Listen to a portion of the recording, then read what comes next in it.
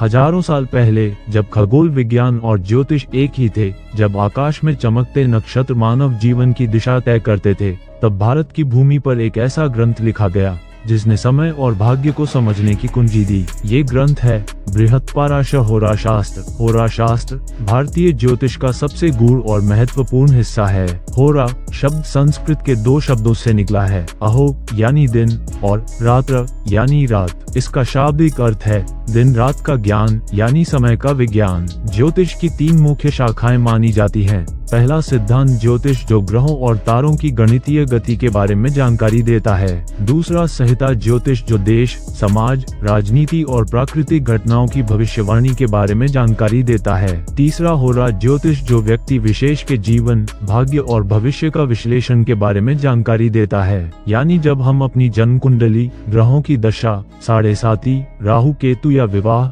संतान, करियर जैसे सवालों की चर्चा करते हैं, तो हम असल में होरा शास्त्र के क्षेत्र में प्रवेश करते हैं। होरा शास्त्र का सबसे प्रसिद्ध और प्रामाणिक रूप है बृहत्पराशर होरा शास्त्र। इस ग्रंथ के रचयिता थे महर्षि पराशर। पराशर महर्षि वेद व्यास के पिता थे। वे ऋषि वशिष्ठ के पौत्र थे। उनका जीवन काल लगभग 3000 ईसा पूर्व से 2500 ईसा पूर्व माना जाता है। पराशर न केवल ज्योतिष के महागुरु थे, बल्कि खगोल विज्ञान और वेदों के महान विद्वान भी थे। उन्होंने अपने शिष्य मैत्रेय को इस शास्त्र का ज्ञान दिया। ग्रंथ का स्वरूप प्रश्नोत्तर शैली में है। मैत्रेय सवाल करते हैं और पराशर उत्तर देते हैं। यही कारण है कि इसमें गहराई और सरलता दोनों एक साथ मिलते हैं। बृहत्पराशर होरा शास्त्र मौखिक परंपरा से चला। प्राचीन भारत में गुरु शिष्य को ज्ञान मौखिक रूप से देते थे। पीढ़ी दर पीढ़ी यह शास्त्र याद करके सुरक्षित रखा गया। बाद में इसे संस्कृत श्लोकों में लिखा गया। प्रत्येक श्लोक छोटा, संक्षिप्त और गहरे अर्थ वाला है।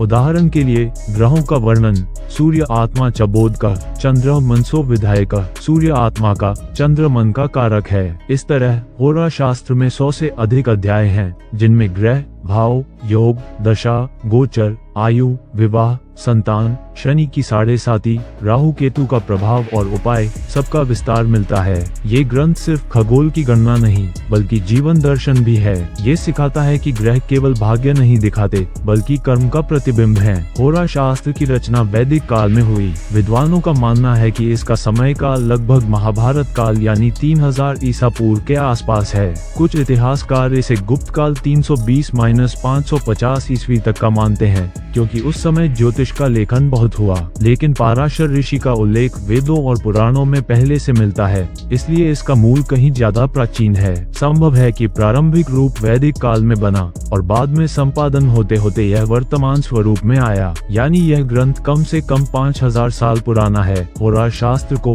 ज्योतिष की आत्मा कहा जाता है। इसमें क्या क्या बताया गया है? ग्रहों का फल, सूर्य आत्मा, पिता और राजसत्ता का कारक है। ये जीवन में ऊर्जा और नेतृत्व क्षमता देता है। चंद्रमा मन, भावनाएं और सुख का प्रतीक है। यह मानसिक शांति और पारिवारिक सुख का दाता है। शनि कर्म फलदाता है, जो न्याय करता है और व्यक्ति को उसके कर्मों के आधार पर परिणाम देता है। वहीं राहु और केतु छाया ग्रह हैं। ये अचानक घटनाएं, कर्मिक ऋण और अप्रत्याशित बदलाव लाते हैं। अब बात करते हैं भावों के महत्व की। कुंडली में 12 भाव होते हैं। पहला भाव शरीर और व्यक्तित्व, दूसरा धन और वाणी, तीसरा पराक्रम और भाई बहन, चौथा माता और सुख, पांचवा संतान और विद्या, छठा शत्रु और रोग, सातवां विवाह और संबंध, आठवां मृत्यु और गुप्त ज्ञान, नवां भाग्य और धर्म, 10वां करियर, 11वां लाभ और 12वां मोक्ष का द्योतक है। अब आते हैं दशा प्रणाली पर। सबसे प्रसिद्ध विंशोत्तरी दशा है, जिसका चक्र 120 वर्षों का होता है। ये हर ग्रह की अवधि को दर्शाता है और जीवन की दिशा तय करता है। योगों में गजकेसरी योग बुद्धि और सम्मान देता है। राजयोग सत्ता और समृद्धि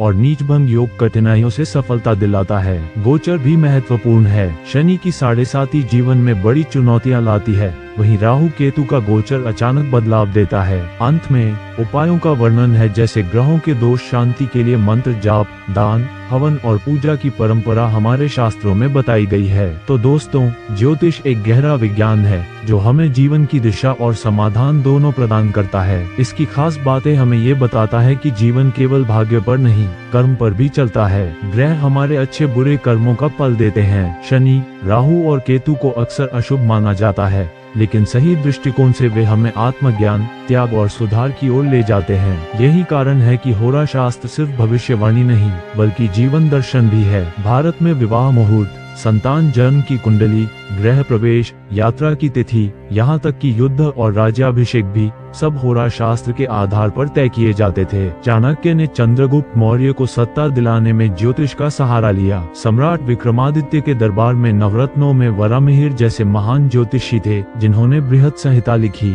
लेकिन उनकी ज्योतिष की जड़ें भी पाराशर के होरा शास्त्र से ही आई हैं। आज भी जब हम जन्म कुंडली दिखाते हैं तो असल में हम पाराशर ऋषि की परंपरा का अनुसरण कर रहे होते हैं। कुछ लोग ज्योतिष को अंधविश्वास मानते हैं, लेकिन होरा शास्त्र केवल अंधविश्वास नहीं है, ये गणित, खगोल और अनुभव का सम्मिलन है। ग्रहों की चाल का असर पृथ्वी पर ज्वार भाटा तक डालता है, तो क्या इंसान की चेतना पर असर नहीं होगा? होरा शास्त्र यही कहता है कि ग्रह हमारे मन और कर्म से जुड़े हैं। ये किसी को बांधता नहीं बल्कि मार्गदर्शन देता है। अगर शनि कठिनाई देता है तो वह हमें मेहनती और धैर्यवान बनाता है। अगर राहु भ्रम पैदा करता है तो वह हमें वास्तविकता समझाता है। अगर केतु त्याग देता है तो वह हमें आध्यात्मिकता सिखाता है। आज के वैज्ञानिक युग में भी होरा शास्त्र अपनी प्रासंगिकता बनाए हुए है, क्योंकि यह केवल भाग्य नहीं बताता बल्कि जीवन जीने का तरीका सिखाता है। महर्षि पराशर ने जो ज्ञान हजारों साल पहले दिया वो आज भी हमें यही कहता है कि ग्रह हमारे भाग्य नहीं